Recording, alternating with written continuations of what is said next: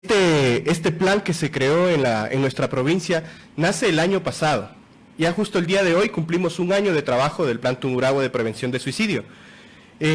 Todo esto surge con la necesidad ante la elevación que tuvo el número de suicidios increíble en el 2018. Ahí llegamos a qué estadísticas. Llegamos a 73 suicidios.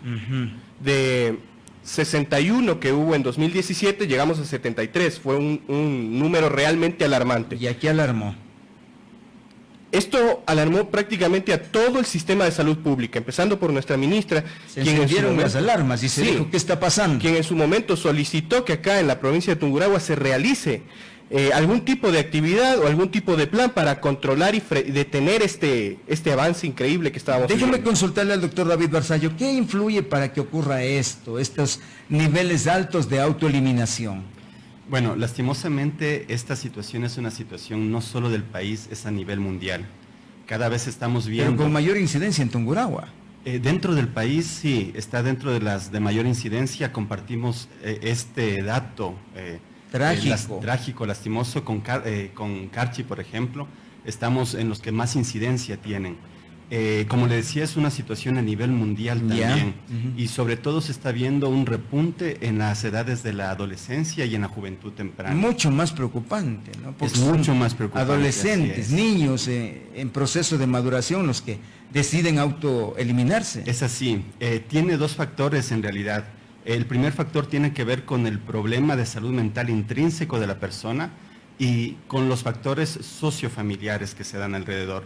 Y esto en realidad creo que es el objetivo de poder ir planificando la prevención.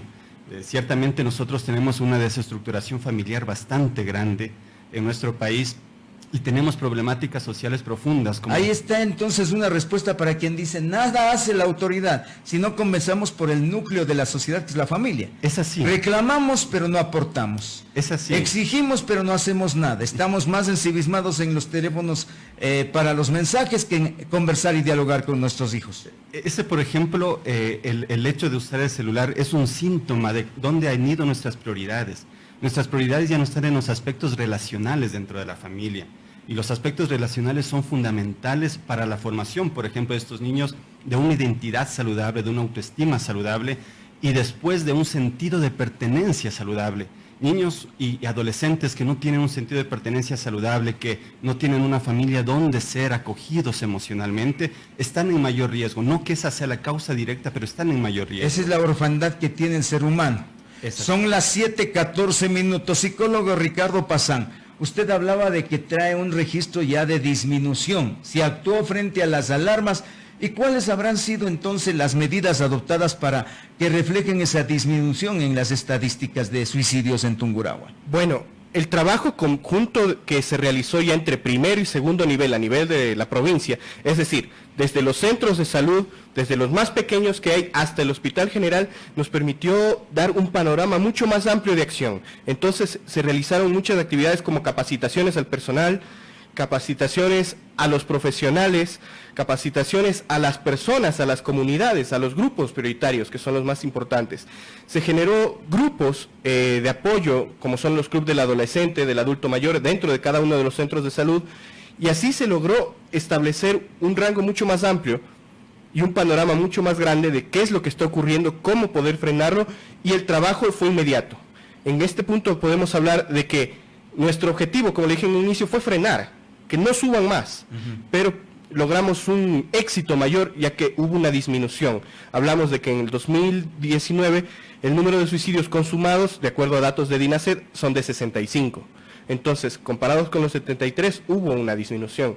También se ha manejado mucho lo que es un acta de registro de datos, que es propio del Ministerio de Salud y que obviamente cuenta con todas las medidas de precaución y respeto a los datos personales, pero con eso poseemos nosotros una base de datos de cuántas personas han intentado suicidarse.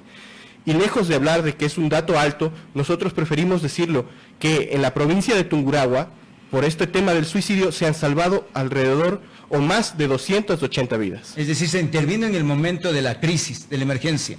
Exactamente. Desde el momento en que solo surge como idea de que la persona solo tiene o presenta la ideación suicida o presenta signos y síntomas de alerta, dentro de los centros de salud, dentro del Hospital General Ambato, se han tomado las medidas de precaución y se han atendido esos casos y se los ha podido salvar.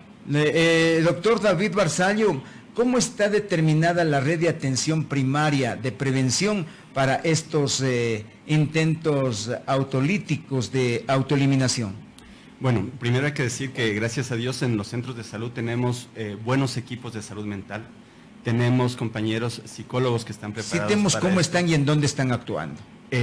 Tenemos psicólogos clínicos que se encuentran en los centros de salud de atención primaria. Acérquese un poquito. En los centros de salud de atención primaria, en aquellos lugares en general dispersos en la provincia están establecidos. Ellos en coordinación con el hospital, nosotros, como decía Ricardo, tenemos una coordinación en el conocimiento de los casos de intentos de autoeliminación que por lo general los atendemos en el hospital. Luego de eso tenemos una coordinación para el seguimiento. Parte de esos pacientes son atendidos en nuestra casa de salud y luego son referidos o contrarreferidos al nivel primario para un seguimiento, pero no solo al paciente, sino también a la familia. También hay que destacar que, por ejemplo, en este tiempo los DC de los colegios han sido de gran ayuda detectando ciertos casos puntuales y donde ellos también han podido referir tanto al nivel primario como al hospital. Ajá. Analizando un poco el perfil de intento autolítico atendidos en Tungurahua, la mayor cantidad de intentos autolíticos son cometidos por mujeres. El grupo étnico mayoritario corresponde a los mestizos con el 94%, los indígenas intentan en un 5% y los afrodescendientes en un 1%. Los factores desencadenantes principales son los conflictos familiares, trastornos depresivos y conflictos de pareja. Los principales medios empleados son en la zona urbana la ingesta de medicamentos y en la zona rural la ingesta de agroquímicos. Y en el rango de edades entre los que oscilan los intentos autolíticos están entre los 7 y los 88 años de edad, siendo los rangos etarios de mayor incidencia de los adolescentes y adultos jóvenes. Este cuadro se levantó para intervenir, psicólogo Ricardo Pazán. Exactamente, son los datos que ya logramos levantar con todo el proceso de 2019, es decir, en base al registro, al análisis de toda la estadística que fue atendida prioritariamente en el Hospital General Ambato, se logró detectar estos detalles, rompiendo muchos mitos así.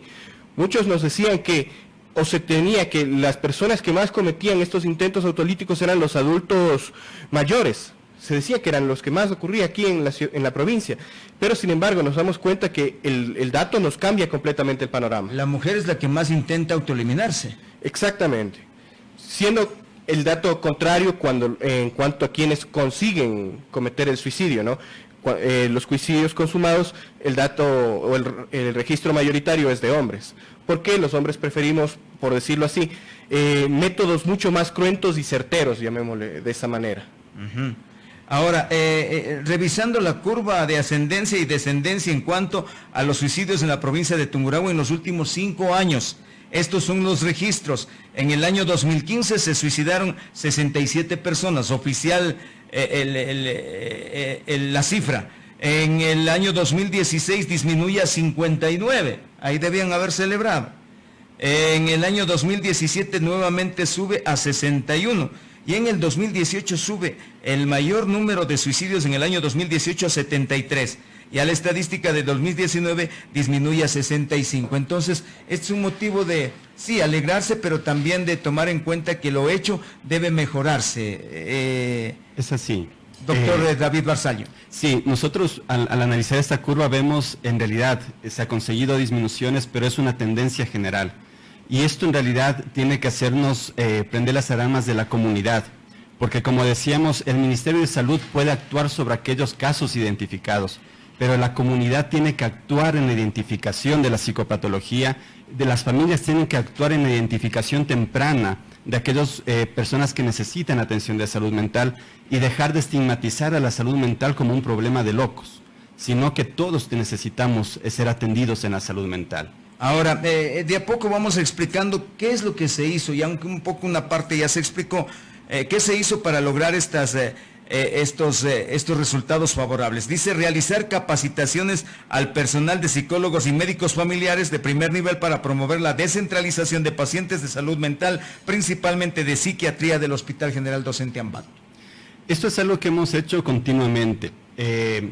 Se ha procurado tener una capacitación continua, y no solo una capacitación formal, sino también un canal abierto entre los compañeros que están en el nivel primario como los que estamos en el hospital, para poder solventar dudas y poder saber qué cosas tenemos que manejar en casos específicos de pacientes que necesitan algún tipo de ayuda. Mejorar el protocolo y sistema de contrarreferencia a través de matrices del reporte, ¿qué significa? Bueno, aquí, como decíamos hace rato, ¿no? Como que los teléfonos y eso es negativo, pero nosotros encontramos una forma útil de emplearlo. Generamos una base de datos tanto para las contrarreferencias, es decir, los pacientes que llegaban al hospital y teníamos que regresarlos a primer nivel, así como para los intentos autolíticos, que se maneja en línea y en tiempo real. Es decir, si el día de hoy un paciente es atendido en el Hospital General Ambato, este mismo día se ingresan los datos y la persona en el centro de salud más cercano al domicilio, pongamos un ejemplo, el psicólogo de Santa Rosa, revisa la base de datos y encuentra al paciente para poder hacer el seguimiento, que es algo que se ha mejorado bastante en este sentido.